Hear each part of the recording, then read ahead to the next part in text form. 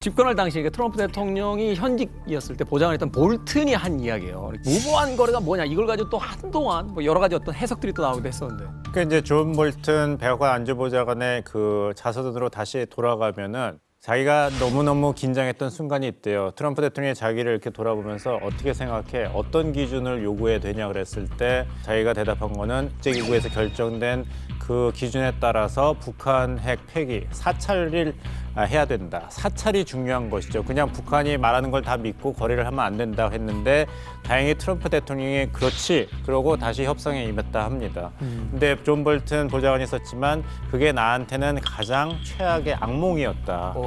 예스 할까 봐. 보스가 예스하고 나면 추인하는 수밖에 없으니까요. 덜컥 받으면. 근데 다시 만나면 또 덜컥 받을 수가 있죠. 영변 더하기 뭐뭐뭐를 또 줄 수가 있으니까요.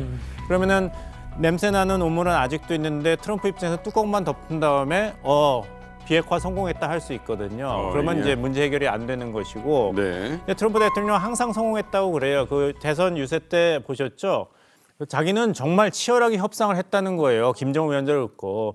When I did it, and I was really being tough, and so was he, and we would go back and forth, and then we fell in love, and then we fell in love. I was tough on him.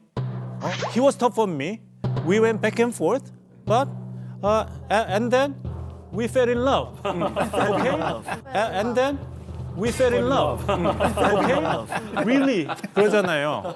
그러니까 잘했다는 거예요. 요만큼 부족했지. 다음에 만나면은 완성할 수 있다는 거기 때문에 미국, 한국, 일본 전 세계에서 고민이 크죠. 게다가 이제 1차 북미 정상 싱가포르 회담 때도 김정은이 한미 연합 훈련 이제 중단을 좀 요청을 했습니다. 근데 트럼프가 참모진과의 어떤 합의도 없이 갑자기 오케이를 해버렸어요. 어떻게 이렇게 할 수가 있느냐, 즉흥적으로 협상을 할 수가 있느냐라고 이제 욕을 먹는 순간이 있었습니다. 특히 거기에 더해서 김정은이 유엔 안보리 대북 제재도 조금 풀어줄 수 있느냐는 것도 오픈 마인드 이런 식으로 얘기를 해버리다 보니까 어떻게 보면 참모진 입장에서는 열심히 막 구축해가지고 협상 테이블에 앉혀놨더니 얘기하지도 않았던 거를 오케이를 해버리면 우리 입장에서는 벙찌게 되는 거죠.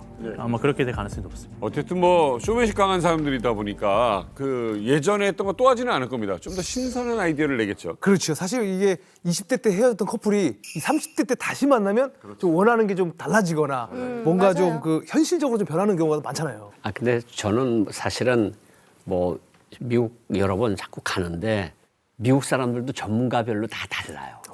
트럼프가 된다 그러고 바이든이 된다 그러고 근데 한 가지 공통점은 뭐냐면 지금 트럼프 정부의 캠프에 있는 분들이 한국 걱정하지 말라는 거는 일기 트럼프 때처럼 그렇게 복잡한 문제가 생기지 않도록 우리가 핸들링을 할 수 있다. 어쨌든 저는 가장 악몽이 북한 핵 동결하고 북한 핵 군축 협상에 들어가면 우리 정말 낙동강 오리알이거든요. 이건 정말 있을 수는 없는 그런데 대비를 해야 된다 이렇게 생각이 듭니다.